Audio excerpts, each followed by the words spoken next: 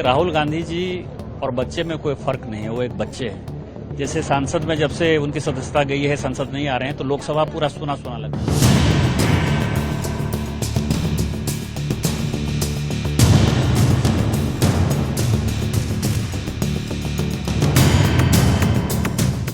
विपक्ष और सरकार के बीच इस वक्त मणिपुर के मुद्दे पर गतिरोध जारी है। लगातार विपक्ष प्रधानमंत्री नरेंद्र मोदी को मणिपुर के मुद्दे पर बोलने के लिए कह रहा है, जिसकी वजह से संसद के दोनों सदनों में रोज कार्रवाई भी स्थगित हो रही है, क्योंकि संसद की कार्रवाई शुरू होते ही विपक्ष हंगामा कर रहा है।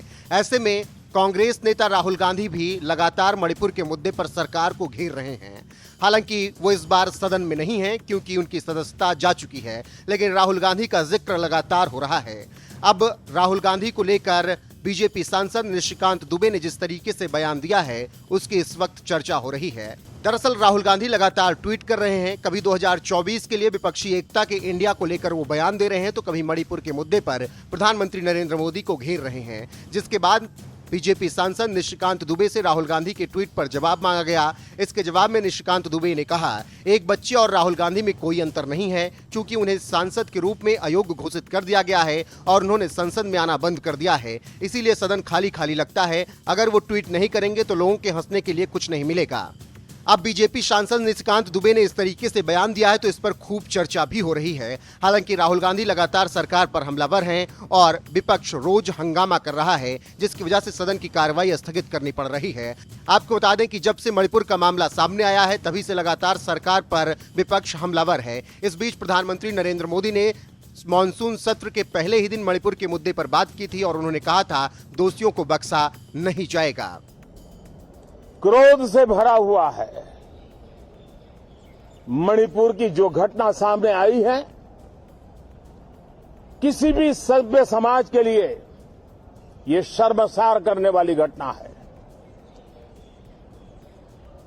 पाप करने वाले, गुनाह करने वाले कितने हैं, कौन है, वो अपनी जगह पे है, लेकिन बेइज्जती पूरे देश की हो रही है।